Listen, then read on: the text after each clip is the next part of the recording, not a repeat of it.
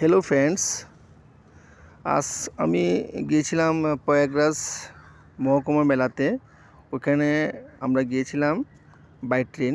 দিল্লি থেকে direct train পাওয়া যায় হরিয়ানা থেকে হেঁটে যাওয়া যায়, করিব 9 কিলোমিটার সামথিং যাওয়া যায়। আমরা হেঁটে, গাড়িও পাওয়া যায়। ওখানে গিয়েছি আমরা আমাদের একটা গ্রুপ নিয়ে, সবাই মিলে ঘুরলাম। আমরা খুব আনন্দ হলো। ওখানে স্নান করা হলো আমাদের।